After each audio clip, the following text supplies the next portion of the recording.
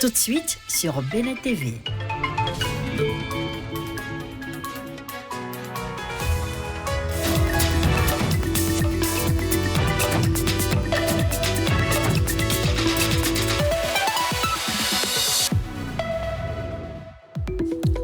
C'est un plaisir de vous retrouver pour ce 13h. Mesdames, Messieurs, bonjour. Voici les titres du journal. 15e réunion du comité de pilotage du club de financement du développement international. L'événement a démarré ce matin à Cotonou et réunit dirigeants et hauts représentants des principales banques publiques d'Afrique et d'ailleurs. Objectif, renforcer la coopération pour un développement durable, mais aussi pour positionner le Bénin comme un pôle régional de l'investissement durable.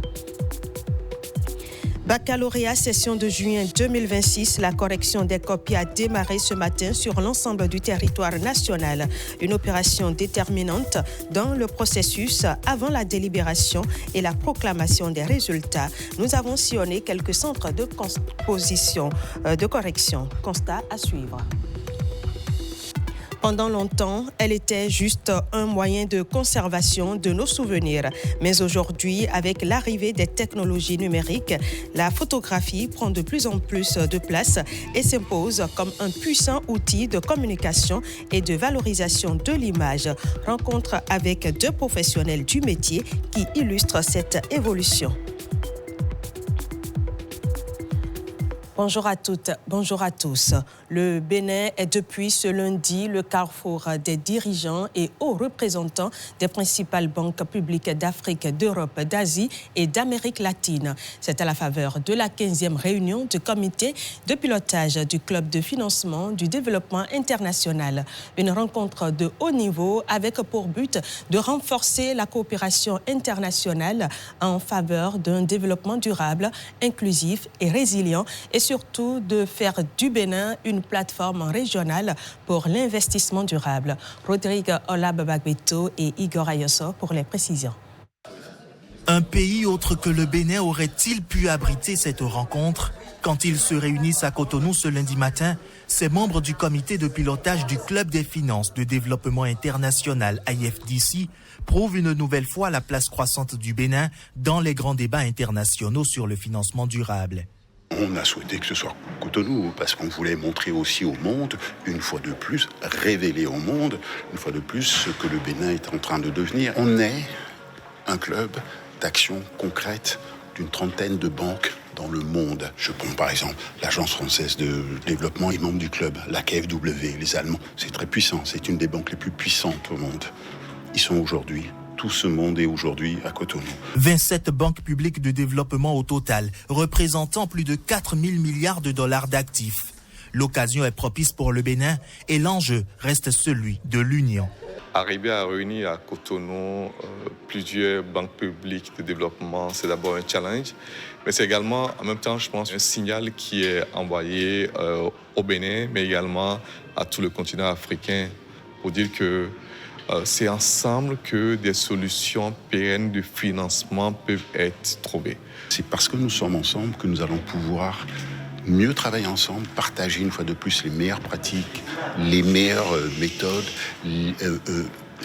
par exemple dans le domaine de l'innovation technique, technologique. Voilà les choses que l'on peut partager ensemble. Ensemble, un mot qui va guider ces échanges de 2 jours et ne surtout pas alourdir la dette du Bénin. On ne s'attend pas à ce que la dette du Bénin croisse, mais on s'attend à mobiliser plus de ressources innovantes pour le financement des infrastructures. Au cours de cette réunion, le ministre Adjadi Bakari, chargé de la promotion des investissements privés, va réaffirmer l'ambition du Bénin de se positionner comme un hub régional de dialogue économique et de coopération internationale. L'Afrique de l'Ouest est la prochaine frontière de l'investissement durable et le Bénin veut y jouer un rôle important. L'actualité ce lundi, c'est aussi la correction des copies de l'examen du baccalauréat session de juin 2026 qui a démarré sur toute l'étendue du territoire national. Pendant une semaine, les enseignants mobilisés vont examiner les milliers de copies des candidats. Dans le littoral, nous avons sillonné quelques centres pour voir comment se déroulent les travaux. Constat avec Génial Afouda Monsiakbouka et Jacob Tochoido. Lycée technique Koulibaly. Un des centres retenus pour la correction du baccalauréat, session juin 2026. Stylo rouge en main, correcteurs, superviseurs et contrôleurs sont déjà au taquet. La correction a démarré. Nous avons démarré par la rencontre avec les présidents de sous-commission de correction. Ici, nous avons 13 commissions qui ont démarré. Nous attendons 530 correcteurs, 530 acteurs, présidents, contrôleurs et correcteurs. Et tout a bien démarré. En droit, nous avons 3 matières. Nous avons le droit administratif, le droit du travail et le droit des finances publiques, douane, assurance pour les séries G2. Donc on a 3 séries, on a G1, G2, G3. Même ambiance ici au CEG-Bégamé. On peaufine les derniers réglages avant d'attaquer les copies. À cette heure, nous avons tenu une séance plénière. La plénière qui a réuni les différents superviseurs, le chef centre et quelques autres personnes. Elle a consisté à faire le point du nombre de jours par sous-commission et quelques recommandations du directeur général de l'Office du baccalauréat. La correction va durer entre 4 et 6 jours. Après quoi, s'en suivra la première délibération prévue pour le 8 juillet. Si vous vous êtes déjà posé la question de savoir ce que font les militaires lorsqu'ils ne sont pas déployés sur le terrain, eh bien, sachez qu'ils s'entraînent sans relâche pour être prêts à faire face à toutes les éventualités. Grâce à la haute hiérarchie des forces armées béninoises, nos équipes se sont rendues à Kandi, dans la caserne surnommée le premier rempart. Ils y ont exceptionnellement assisté à un exercice grandeur nature conduit par les hommes et les femmes de la garde nationale. Un sujet signé Ghislain Boguet. C'est matinée tranquille à la caserne. Chacun va à ses occupations. On se taquine, on discute en attendant un ordre pour une mission éventuelle. En quelques secondes, ils se sont retrouvés dans une salle. Nous ne saurons pas comment ils se sont contactés, qui a donné l'alerte, ni comment. Dans la salle, un exposé est en cours. Des individus armés, après une tentative d'attaque manquée, ont été localisés dans un bâtiment abandonné à 3 km de notre position. À la fin de la présentation de la situation sécuritaire, le commandant du bataillon juge qu'une opération offensive s'impose. La décision est prise sur le champ. Il faut activer la section commando et réduire cette résistance. En d'autres termes, il faut faire descendre sur le terrain les hommes préparés pour les missions difficiles et neutraliser le hors-la-loi. L'officier chargé de mener les hommes au combat fait ses plans. Je veux m'infiltrer par les couverts de droite pour me mettre à la base d'assaut ici afin de mener la destruction. Les hommes écoutent sans poser de questions. Les circonstances demandent toute l'attention du soldat. On écoute bien pour éviter les erreurs. Au combat, la première est la dernière. Maintenant que tout le monde est prêt, on embarque. Chacun connaît sa position et son binôme. Et les véhicules font mouvement vers la zone d'intervention. À partir d'ici, la progression se fait à pied. Il faut fouiller tout le village et la brousse alentour. Où qu'ils se trouvent, il faut les trouver et les neutraliser. C'est ça la mission.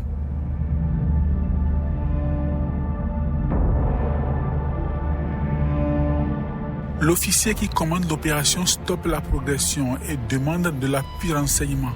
Les opérateurs de drones actionnent leur engin. Le drone renvoie des images. 4 ennemis armés Dakar dans le bâtiment. 4 ennemis armés Dakar dans le bâtiment. C'est reçu par les. Ils sont 4 individus armés non identifiés. L'étau se resserre. Ils se sentent acculés. Ils ouvrent le feu en premier. Les soldats répliquent coup pour coup. Les individus armés non identifiés sont à terre. Dans leur progression, Les militaires étaient tombés sur un engin explosif improvisé. Ils ne l'avaient pas fait exploser pour éviter de signaler leur approche à l'ennemi par le bruit. Ils sont revenus sur l'engin à présent.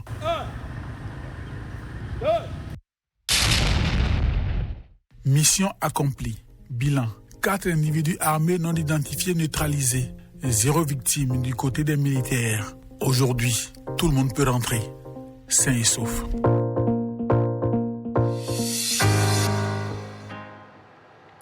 Revenons sur la finance durable, cette thématique qui est au cœur de la 8e édition de la rencontre des RSE, la responsabilité sociétale des entreprises, une initiative de Mendo Consultant qui entend promouvoir une culture d'entreprise plus responsable et plus engagée. On fait le point avec Enoch Humpati.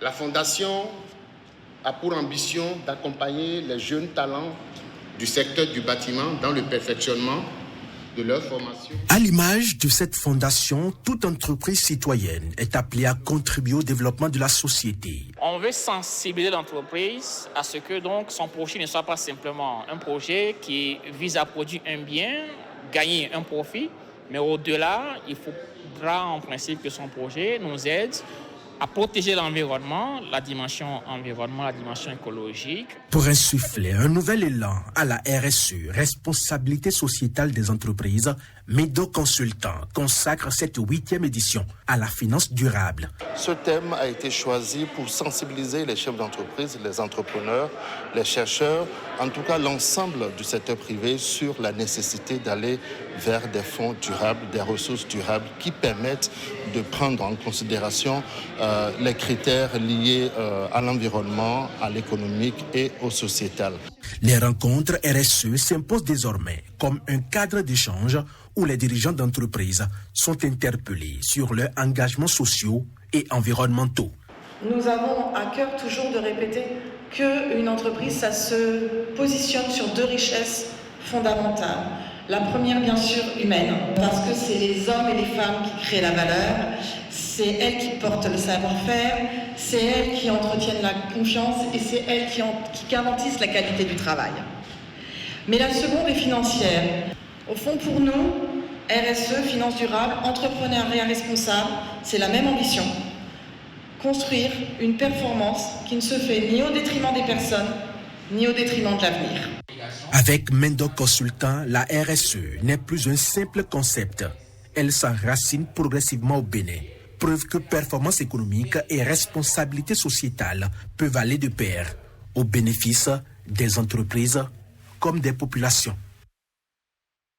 Et puisqu'on parle de l'environnement, arrêtons-nous sur les tropiques. Le savez-vous, près de la moitié des forêts du monde sont situées en zone tropicale. Et ces zones tropicales possèdent aussi un peu plus de la moitié des ressources en eau renouvelables du monde.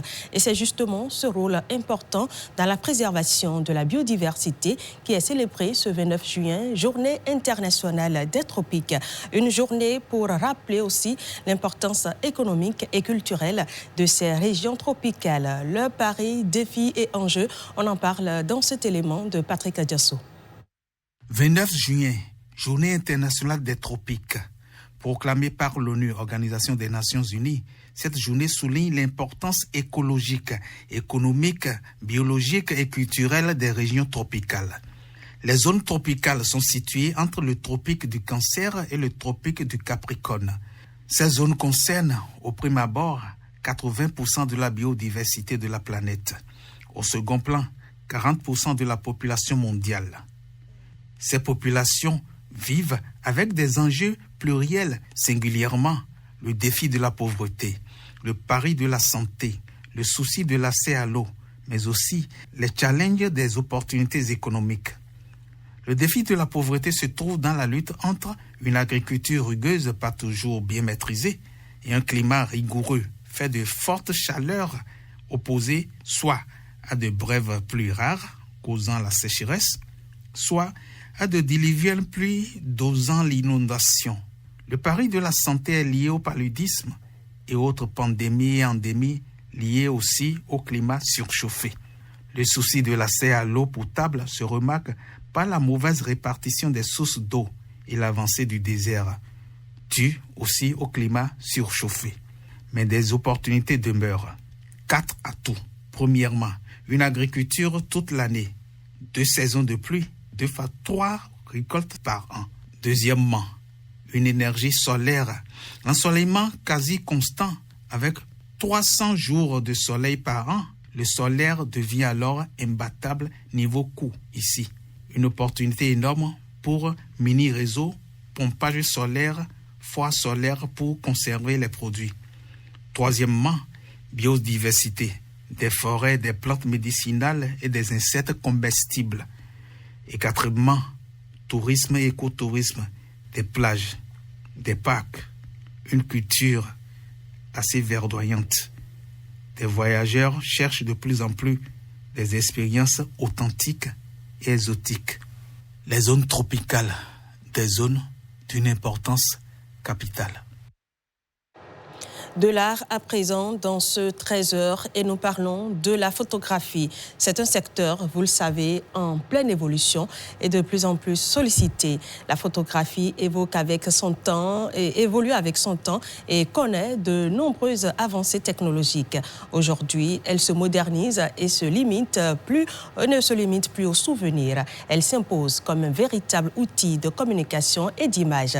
Dans ce reportage, nous allons à la rencontre de 2 photographes qui réinventent leur métier. Un reportage de Jennifer Sachivi et Macléod Adansole et Mariano Kanko. Sur ces murs, chaque cliché raconte une histoire.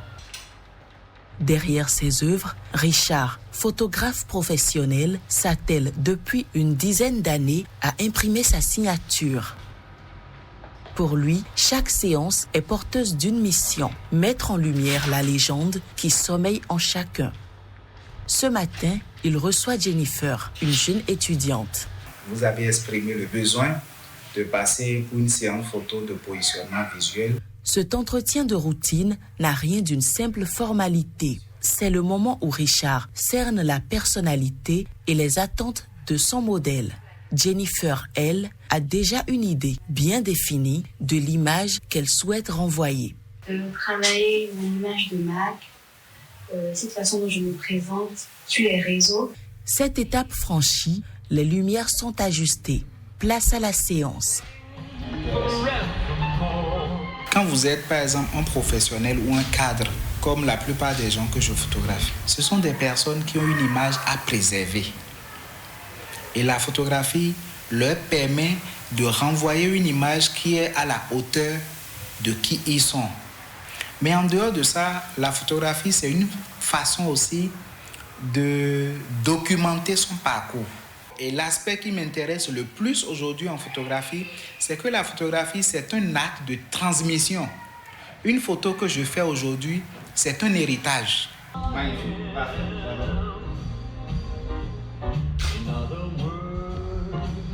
Super.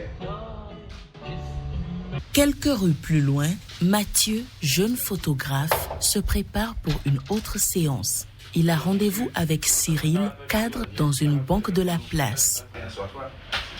C'est l'heure de la pause et les 2 hommes peaufinent les derniers détails avant le déclenchement de l'objectif.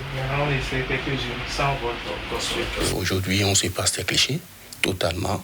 En un clic, vous avez autant de photos que vous voulez, dans les positions que vous voulez, sans aller en studio, n'importe où vous êtes. Et je crois que c'est une option qui est aujourd'hui en vogue. Je me suis lancé comme ça, avec la photo, le mobile shooting dans le temps, on disait.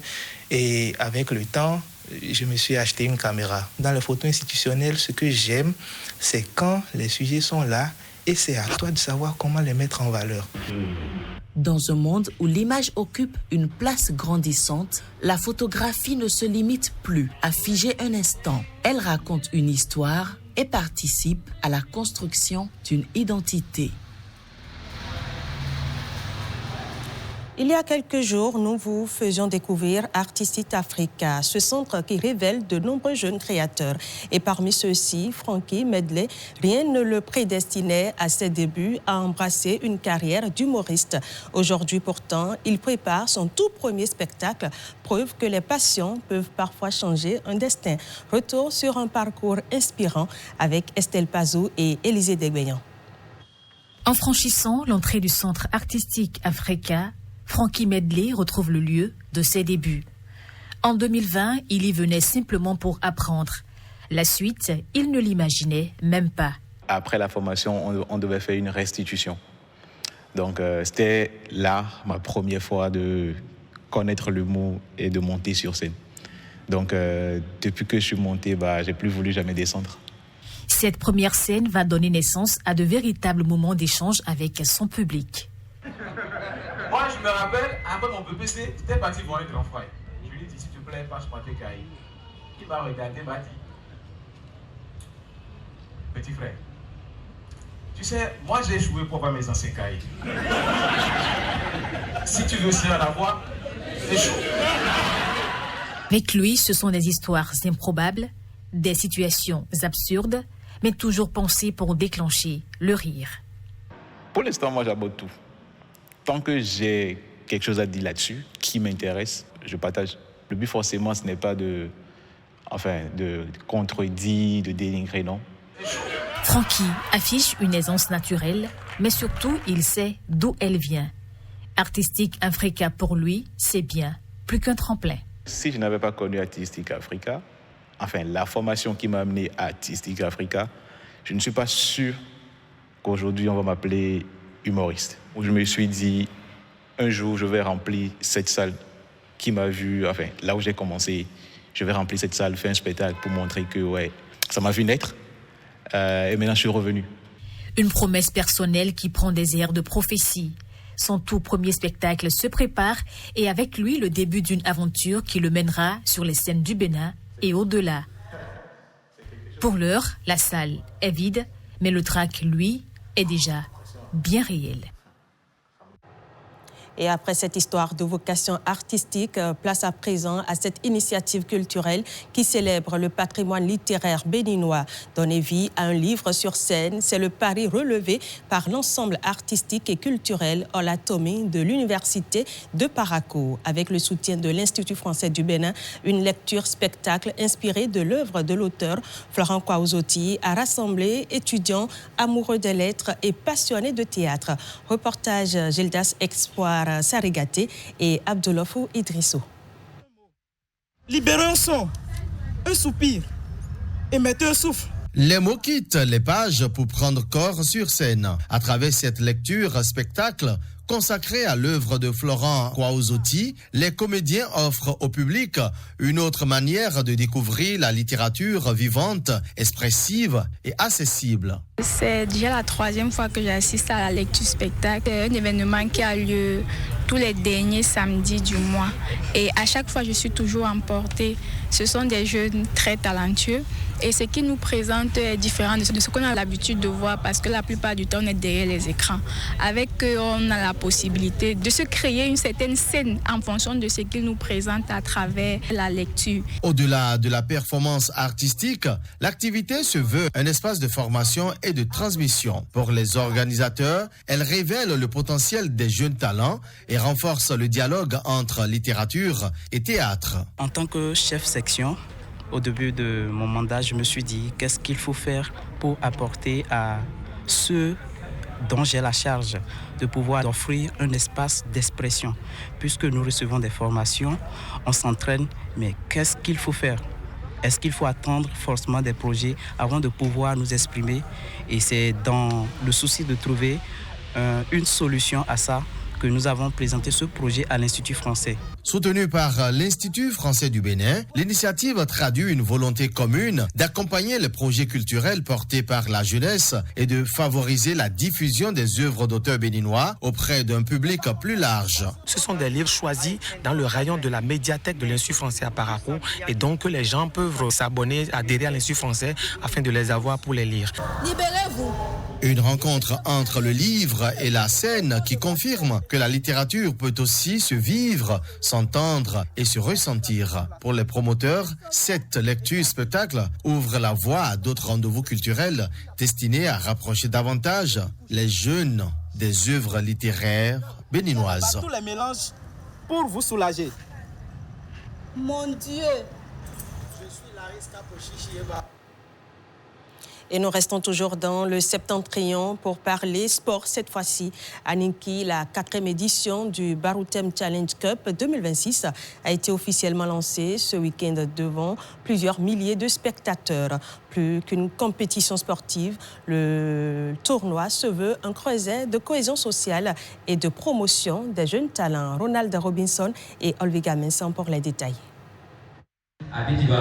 Avant le coup d'envoi, les responsables des 32 équipes engagées prennent connaissance des nouvelles règles de la compétition et reçoivent officiellement leur kit de maillot. L'article 1 dit le vainqueur de la 4e édition de Baroutem Challenge Cup va repartir avec un géant trophée, l'enveloppe d'1 million, 28 médailles d'or, 5 ballons et un jeu de maillot. À 16h19, le stade Omnisport de Niki entre en ébullition pour le match inaugural entre Ndali FC du Bénin en jaune et Boria FC du Nigeria en blanc. 5 minutes seulement après le coup d'envoi, les Nigérians ouvrent le score. Ndali FC tente de réagir mais se heurte à une défense bien en place. Plus entreprenant, les visiteurs doublent la mise sur un but contre son camp à la 35e minute de jeu. Malgré plusieurs tentatives en seconde période, les locaux ne parviennent pas à refaire leur retard. Score final, 2-0 pour Boria FC au terme d'un match d'ouverture riche en intensité.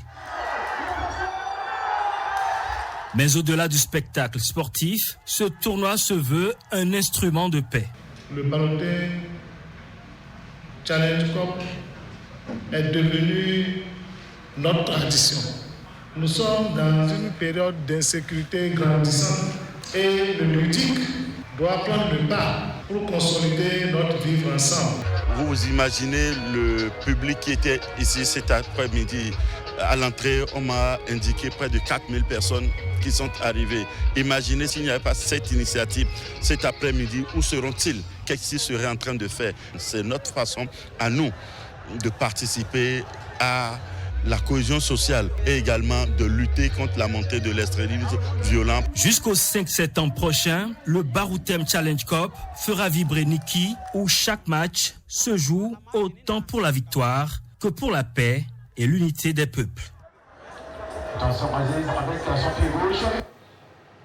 Le sport comme facteur de cohésion, il en a également été question au sein de l'administration publique béninoise. C'est à travers la 9e édition du tournoi des institutions de la fonction publique, officiellement lancé ce week-end à Cotonou. Les précisions avec Blaise Adampo et Victorine Bondé.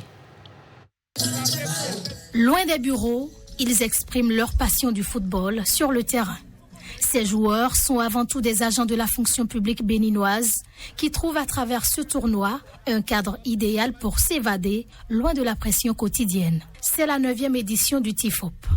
C'est une édition dans un nouveau format. Bien entendu, les mêmes disciplines sont reconduites, à savoir le football masculin, le handball féminin et la pétanque tout autant chez les femmes que chez les hommes.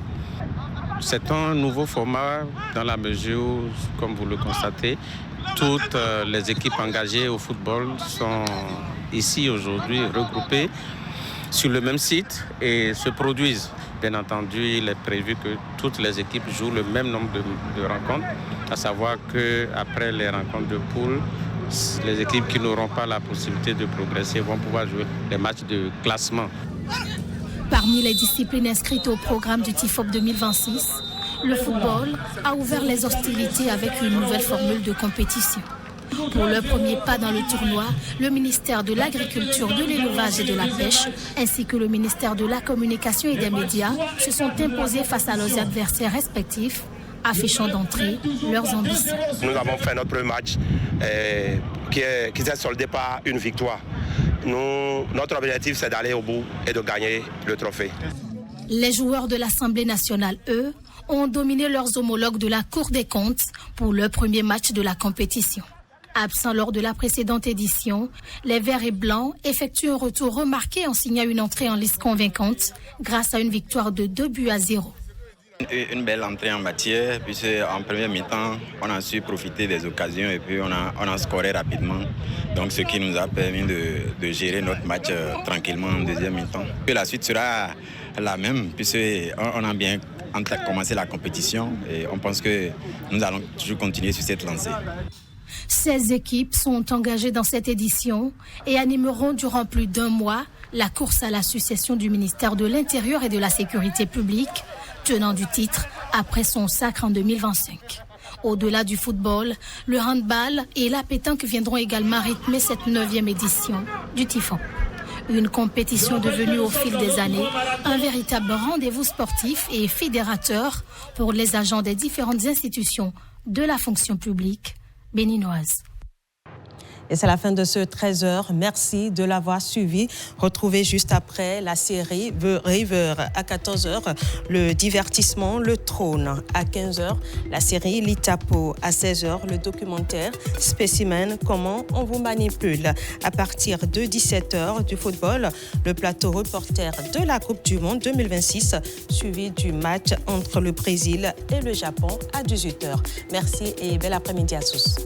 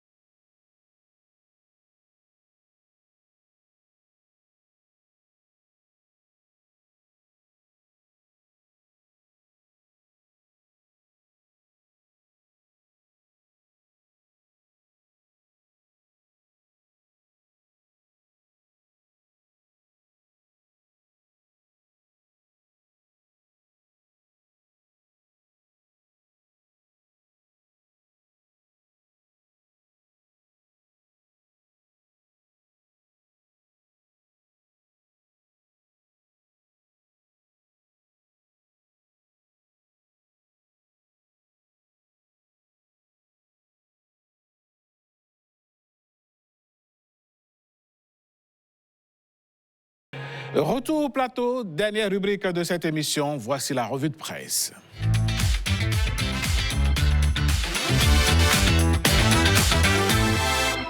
Ce matin, nous retrouvons Marcel Arrossi au poste. Marcel, bonjour. Bonjour Alain, bonjour à tous. Que disent les journaux ce matin? Eh bien, ce matin, les journaux nous emmènent des couloirs de la diplomatie au mur de la prison civile avant de s'arrêter sur les images sur les rangs des forces de défense. Une même question traverse donc les unes ce matin. Quelle image le Bénin projette-t-il à l'extérieur comme à l'intérieur des frontières nationales? Fraternité ouvre le bal et met en mouvement la nouvelle patronne de la diplomatie béninoise. Le quotidien suit les pas pressés de Corinne Amaury-Brunet, lancée dans un véritable marathon diplomatique. Séoul, Bruxelles, Washington, Kigali. En quelques jours, la ministre porte, selon le journal, la voix du Bénin sur 3 continents. Fraternité raconte une diplomatie qui ne voyage plus seulement pour être présente, mais pour convaincre, attirer les investissements, élargir les alliances et faire du rayonnement international un moteur de développement. Une diplomatie qui avance à grande enjambée, observe Fraternité. Cette même dynamique trouve un écho dans La Nation, quotidien de service public, qui décrypte le tête-à-tête entre Corinne Amaury-Brunet et le diplomate américain Frank Garcia. La Nation souligne qu'il ne s'agit pas d'une simple visite de courtoisie, mais de l'ouverture d'un nouveau chapitre entre Cotonou et Washington. Sécurité, agriculture, investissement, le journal insiste sur une ambition, faire évoluer la relation bénino-américaine d'un partenariat prudent vers une coopération stratégique plus dense. Les intentions sont affichées, reste désormais à les transformer en réalisation concrète. Pendant que les journaux regardent vers l'extérieur, le potentiel ici ramène le regard au cœur d'un dossier sensible, la détention de Candide Azanaï. Le quotidien relaie le démenti de l'agence pénitentiaire du Bénin qui affirme que tous les droits de l'ancien ministre sont respectés. Les autorités contestent les accusations de privation d'eau, de restrictions abusives et dénoncent ce qu'elles qualifient de manipulation de l'opinion. En miroir, l'événement précis donne la parole à la défense. Le journal reprend les déclarations de maître Aboubakar Baparapé qui décrit des conditions de détention préoccupantes pour son client, isolement prolongé, état de santé dégradé et attente d'une réponse à une demande de consultation médicale. 2 récits, 2 versions, mais une même affaire.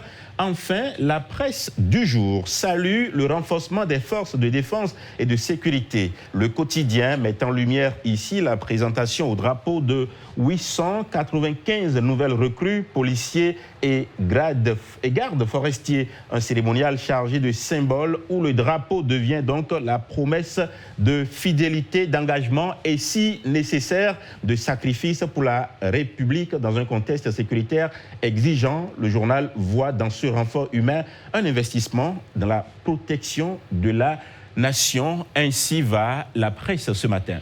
Merci à vous, mon cher Marcel Arrossi. On se retrouve demain, mesdames, messieurs. C'est ainsi que s'achève également votre émission Bonjour le Bénin, le numéro de ce jour. Je vous souhaite une très belle journée. Mon équipe et moi serons fiers de vous retrouver demain par la grâce de Dieu.